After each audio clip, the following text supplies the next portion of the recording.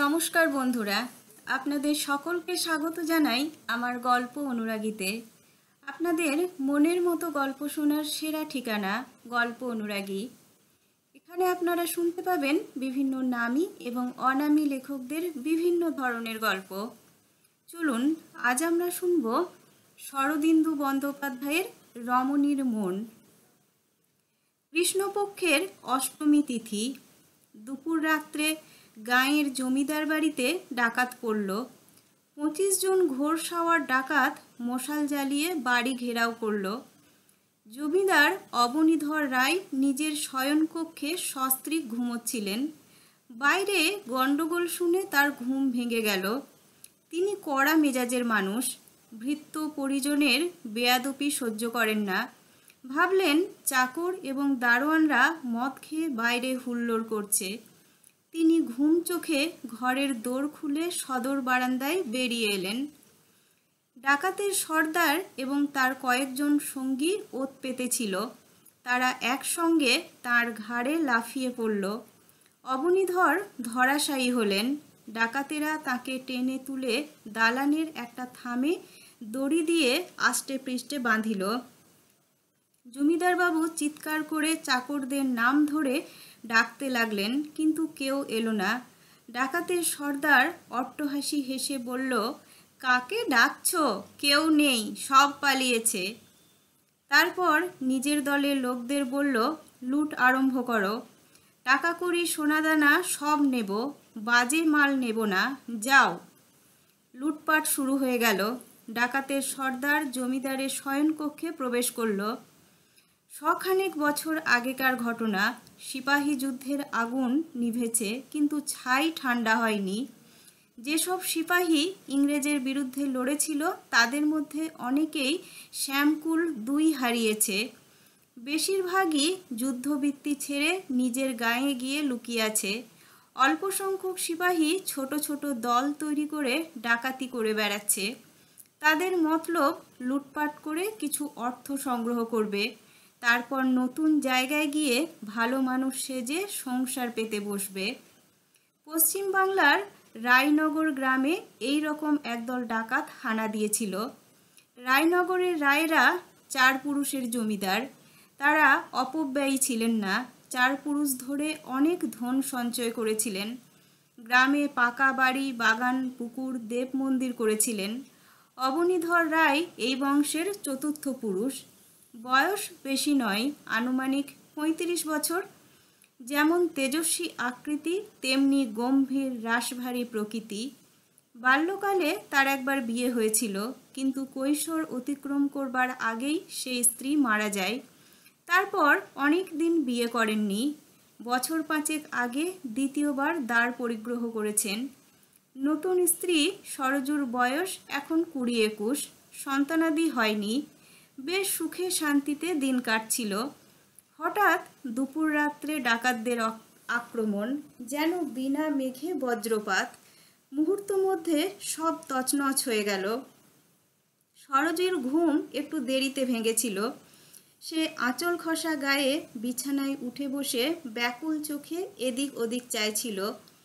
ঘরের কোণে ঘৃত প্রদীপ জ্বলছিল। তারই মৃদু স্নিগ্ধ আলোয় সরজুকে দেখা যায়।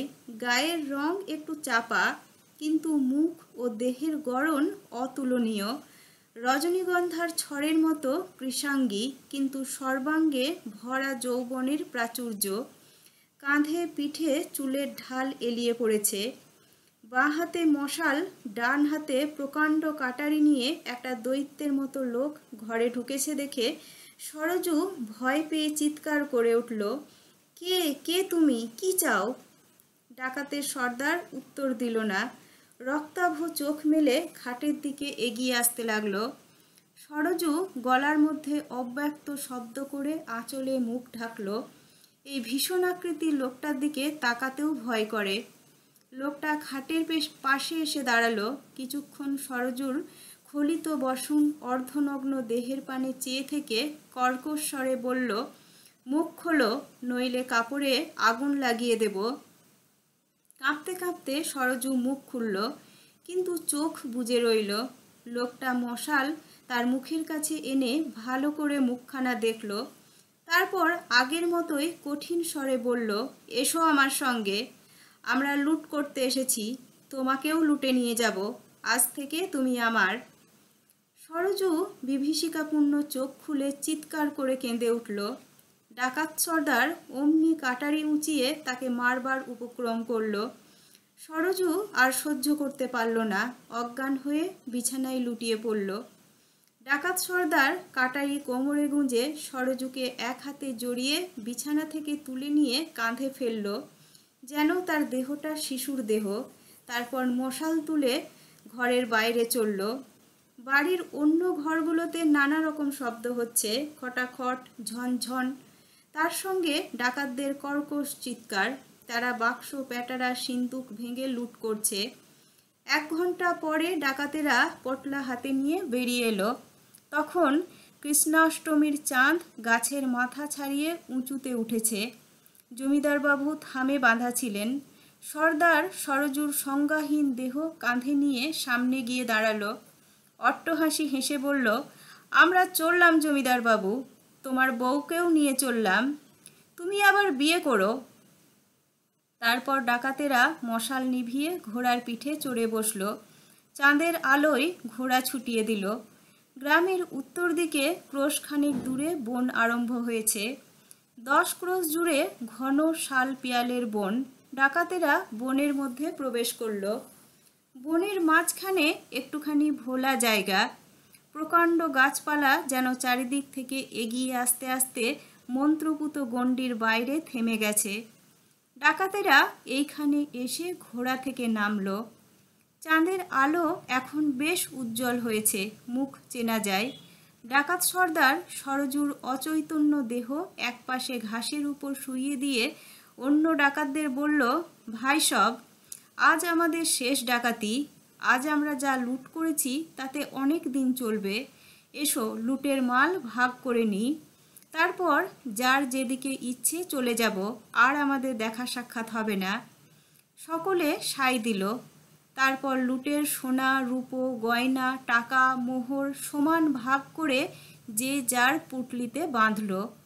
ঘোড়ায় চড়ে একে একে দুয়ে দুয়ে ভিন্ন ভিন্ন দিকে চলে গেল। রয়ে গেল কেবল সর্দার।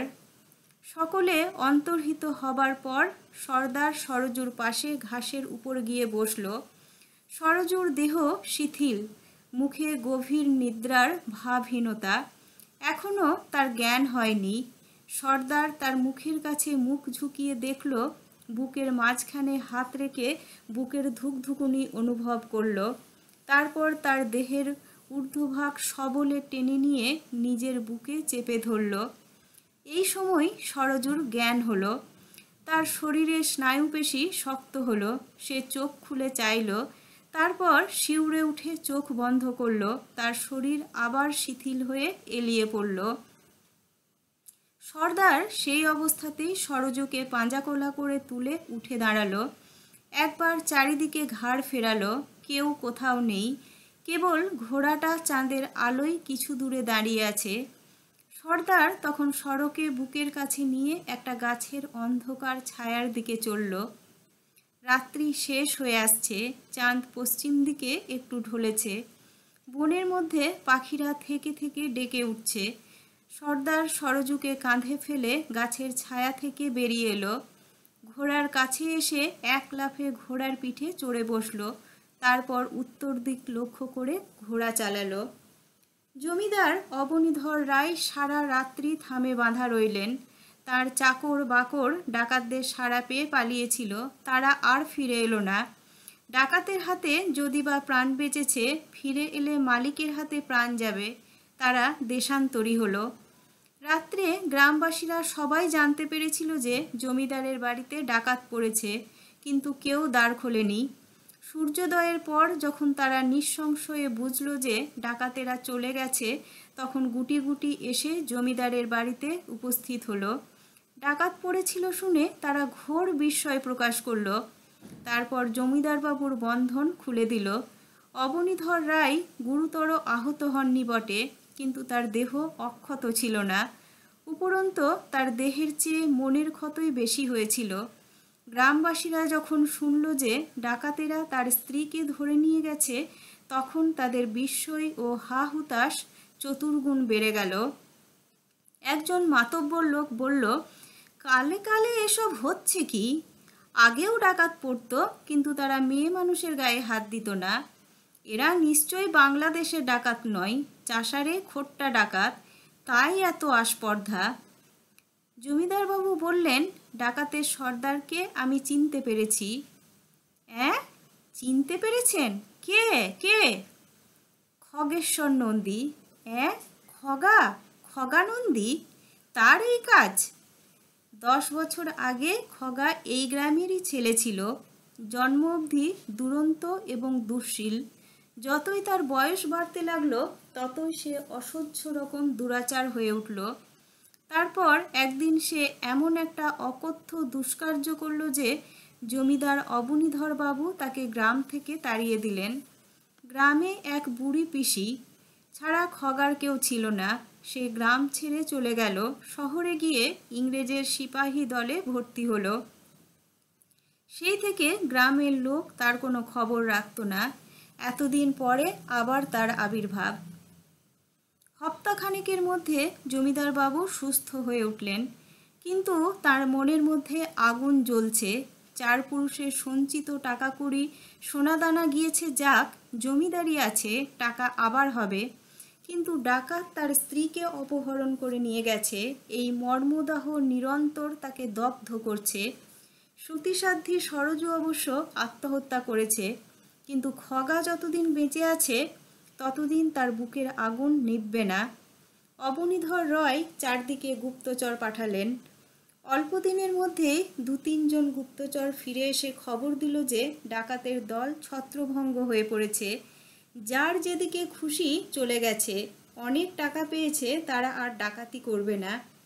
কিন্তু খগানন্দী কোথায় গেছে কেউ খবর দিতে পারল না। জমিদার 1000 টাকা পুরস্কার ঘোষণা করলেন, তবু খগানন্দীর পাত্তা পাওয়া গেল না। জমিদার স্থির বুদ্ধি লোক, তিনি বাছা বাছা 4 জন ভোজপুরি জোয়ান জোগাড় করলেন। তারা এমন লোক যে খুন জখমেও পিছপা হবে না। তাদের কর্তব্য কর্ম বুঝিয়ে দিয়ে তাদের হাতে একখানি করে কাটারি দিলেন, নিজের কোমরে তলোয়ার বাঁধলেন। তারপর 5 জনে ঘোড়ায় চড়ে বেরিয়ে পড়লেন। ঘরে বসে খগানন্দীকে ধরা যাবে না, গ্রামে গ্রামে শহরে শহরে তাকে খুঁজে বেড়াতে হবে। মাস 3 জমিদারের বাড়ি বন্ধ রইল। তারপর তিনি সঙ্গীদের নিয়ে ফিরে এলেন। খগেশ্বরকে পাওয়া যায়নি। বাড়ি ফিরে এসে তিনি মাসখানেক বিশ্রাম করলেন, তারপর আবার বেরুলেন। এইভাবেই চলতে লাগলো। মাসের পর মাস কাটল, বছরের পর বছর ঘুরে গেল, কিন্তু খগার সন্ধান মিলল না। দেখতে দেখতে 3 বছর কেটে গেল। রায়নগর থেকে আন্দাজ 40 ক্রোশ উত্তরে গঙ্গার কূলে একটি গ্রাম। গ্রাম না বলে পল্লী বললেই ভালো হয়। 20-25টি মাটির কুটির ঘিরে ক্ষেত খামার, পিছনে জঙ্গল, সামনে গঙ্গা। এই পল্লীর পূর্ব দিকে ক্রোশ 2 দূরে গঙ্গার ধারে একটা ছোট নগর আছে। পল্লীর অধিবাসীরা অর্ধসভ্য আদিম জাতির মানুষ। তারা চাষবাস করে, আবার তীরধনুক নিয়ে বনে শিকারও করে। কদাচিৎ গঙ্গায় তগি ফলে মাছ ধরে খায়। তাদের নৌকাও নেই, কখনো বনের কাঠ কেটে নগরে নিয়ে গিয়ে বিক্রি করে। এইভাবে তাদের বৈচিত্র্যহীন সংকীর্ণ জীবনযাত্রা নির্বাহ হয়। খগেশ্বর কয়েক জায়গা ঘুরে শেষে সরজুকে নিয়ে এইখানে বাসা বেঁধেছিল। ঘন সন্নিবিষ্ট পল্লী থেকে একটু দূরে গঙ্গার পাড়ের ওপর কুটির তৈরি করেছিল। কুটির ঘিরে গঙ্গা মাটির আলু আঁটু পর্যন্ত উঁচু, তার মধ্যে ছোট্ট একটুখানি শাকসবজির বাগান। পল্লীবাসীরা প্রথমে তাদের দেখে বেশ কৌতূহলী হয়েছিল। খগেশ্বর ছদ্মনামে নিজের পরিচয় দিয়ে তাদের সঙ্গে ভাব জমিয়েছিল। গাঁয়ের লোককে বলেছিল সরজু তার বউ। কোনো দুষ্টু জমিদার সরজুর প্রতি কুদৃষ্টি দিয়েছিল, তাই সে বউ নিয়ে পালিয়ে এসেছে। সরল পল্লীবাসীরা তাই বুঝেছিল এবং সহৃদয়তার সঙ্গে তাদের আশ্রয় দিয়েছিল। জমিদার বাবুর অনুমান সত্য নয়, সরজু আত্মহত্যা করেনি, বেঁচে আছে। কিন্তু তাকে দেখে মনে হয় সে অন্য মানুষ। আগে তার দেহ ছিল কোমল সুকুমার, এখন কঠিন হয়েছে। মুখে হাসি লেগে থাকতো, এখন হাসি নেই। জীবনের কঠোর অভিজ্ঞতার মুখে ছাপ মেরে দিয়েছে। সে কোনো কালেই বেশি কথা বলতো না, এখন একেবারেই কথা বলে না। তাকে দেখে মনে হয় কাঁচা মাটির পুতুলকে পুড়িয়ে শক্ত করা হয়েছে। দুর্দান্ত স্বভাবের খগেশ্বর যখন সরযুকে হরণ করে নিয়ে যায়, তখন তার মনে ছিল প্রতিহিংসা আর নারীলিঙ্গা। সরযুকে চিরজীবন আঁকড়ে ধরার সংকল্প তার ছিল না। ভেবেছিল 2-4 দিন পর তাকে কোথাও ফেলে রেখে চলে যাবে। কিন্তু কিছুকাল একসঙ্গে থাকার পর তার মনের ভাব আস্তে আস্তে বদলাতে লাগলো। সরযুর রূপ যৌবনের মোহ তার কাটল না। সে প্রচণ্ড আগ্রহে প্রাণপণে সরযুকে আঁকড়ে রইল। অন্য স্ত্রীলোক সম্বন্ধে তার মন নির্বিকার হয়ে গেল। তাদের জীবনযাত্রা বড় বিচিত্র। এক পক্ষে দুর্মোদ প্রমত্ততা, অন্য পক্ষে বাক্যহীন হাস্যহীন সমর্পণ। সরযুর যেন স্বাধীন ইচ্ছা নেই। খগেশ্বর যা বলে সে সজীব যন্ত্রের মতো তাই করে। খগেশ্বর তার দেহ 2 বাহুর মধ্যে নিয়ে নিষ্পেষিত করে, কিন্তু তার মনের মধ্যে কি হচ্ছে জানতে পারে না। রমণীর মন। কিছুদিন গঙ্গা তীরের কুটিরে কাটাবার পর একদিন খগেশ্বর সরযুকে বলল, একটা মতলব ঠাউরেছি।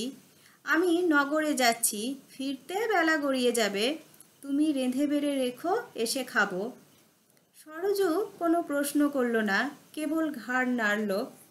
খগেশ্বর টাকার গেঁজে কোমরে বাঁধল, কাঁধে চাদর ফেলে গঙ্গার ধার বেয়ে ভাটির মুখে চলল। এর আগে খগেশ্বর কখনো সরযুকে ছেড়ে বেশি দূর যায়নি। এখন সে বুঝেছে সরযু তাকে ছেড়ে পালাতে পারবে না। কোথায় পালাবে? দুপুর পেরিয়ে যাবার পর সব ঘরের কাজ সেরে গঙ্গার ধারে গিয়ে বসল। সূর্যের তাপ বেশি নয়, গঙ্গার জল ছোঁয়া ঝিরিঝিরি বাতাস বেশ ঠান্ডা। সরযু দূরের দিকে চেয়ে বসে রইল। চুলে একটু জট পড়েছে, প্রসাধনের কোনো চেষ্টা নেই, তবু তাকে দেখতে ভালো লাগে।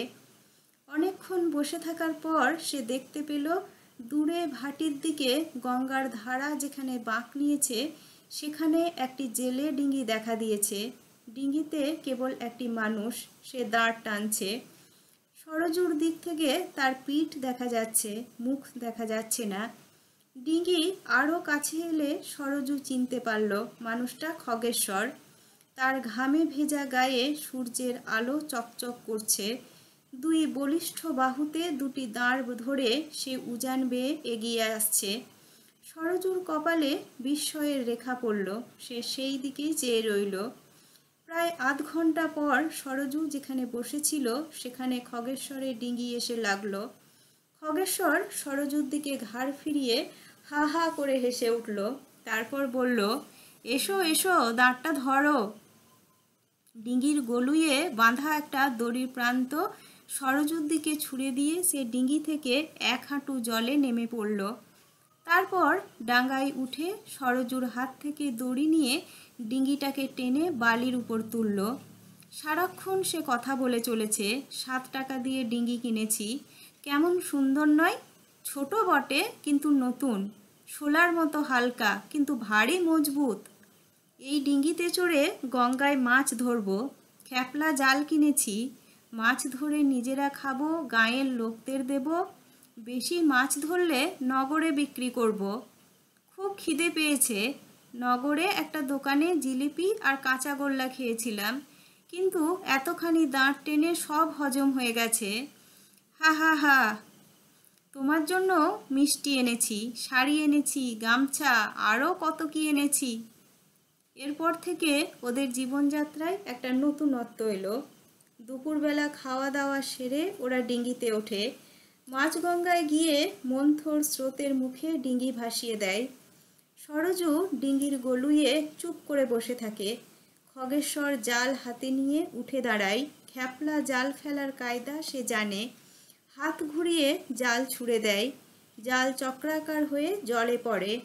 খগেশ্বর দড়ি ধরে দাঁড়িয়ে থাকে। জাল ডুবে গেলে আস্তে আস্তে দড়ি টেনে ডিঙির পাশে আনে। জালে কখনো ছোট মাছ ওঠে, বাটা, চেলা, মৌরলা, কখনো বড় মাছ, রুই, কালা মৃগেল। বড় মাছ উঠলে খগেশ্বর আহ্লাদে আটখানা হয়ে যায়। সরজুর সাহায্যে মাছ জাল থেকে বের করে ডিঙির খোলের মধ্যে রেখে আবার জাল ফেলে। এইভাবে জাল ফেলতে ফেলতে তাদের ডিঙি বাঁকের দিকে ভেসে চলে। যেদিন খগেশ্বর বড় মাছ পায় সেদিন নগরের ঘাটে গিয়ে ডিঙি বাঁধে। সরজু ডিঙিতেই মুখে ঘুমটা টেনে বসে থাকে। খগেশ্বর মাছ বিক্রি করে নিজেদের জন্য একটা মাছ রেখে বাকি মাছ বিক্রি করে। ঘাটেই সব মাছ বিক্রি হয়ে যায়। খগেশ্বর বিক্রির পয়সা সিকি আধুলি যা পায় তাই দিয়ে বাজারে সওদা করে। হাসতে হাসতে ডিঙিতে ফিরে আসে, দাঁত টেনে ঘরে ফিরে যায়। যেদিন জালে চুনো মাছ ছাড়া আর কিছু ওঠে না সেদিন খগেশ্বর বাঁকের মুখ থেকেই ঘরে ফিরে যায়। নিজেদের জন্য কিছু মাছ রেখে বাকি মাছ সরজুকে দিয়ে বলে, যাও গাঁয়ে বিলিয়ে এসো। সরজু গামছায় মাছ বেঁধে গাঁয়ে যায়। সেখানে ঘরে ঘরে মাছ বিলোয়। গাঁয়ের মেয়েরাও কলকলিয়ে তার সঙ্গে গল্প করে, তাকে কলাটা মূলোটা দেয়। তাই নিয়ে সরজু ফিরে আসে।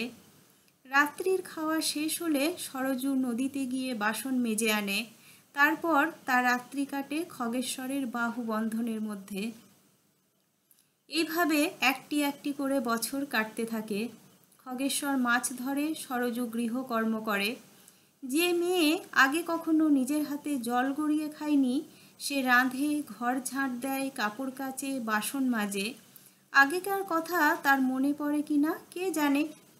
3 বছর কেটে গেল। আষাঢ় মাস আরম্ভ হয়েছে। আকাশে নতুন মেঘ। বিকেলবেলার দিকে বৃষ্টি নামে। গঙ্গায় ইলিশ মাছ দেখা দিয়েছে। এই দিন ভোরবেলা খগেশ্বর সরজুকে নিয়ে মাছ ধরতে বেরুলো।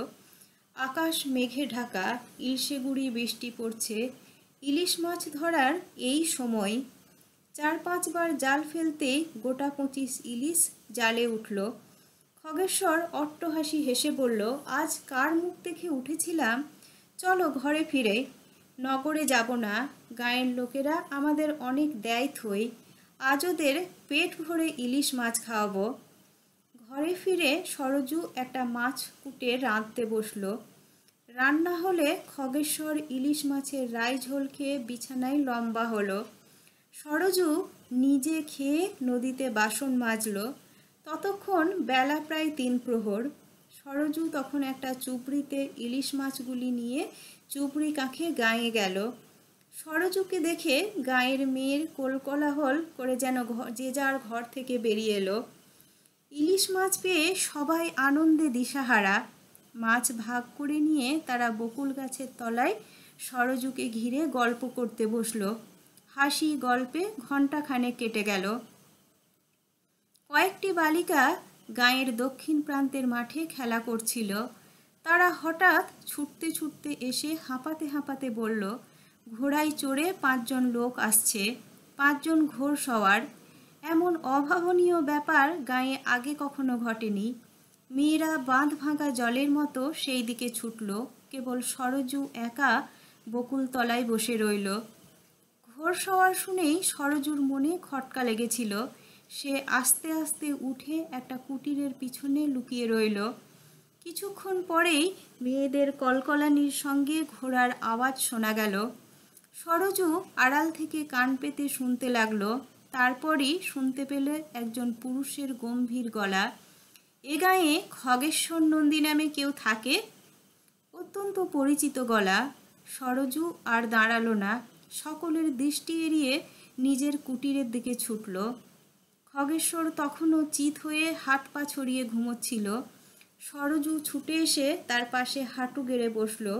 তার বুকের ওপর হাত রেখে ব্যগ্র চাপা গলায় বলল, শুনছ? ওঠো ওঠো, ওরা আমাদের ধরতে এসেছে।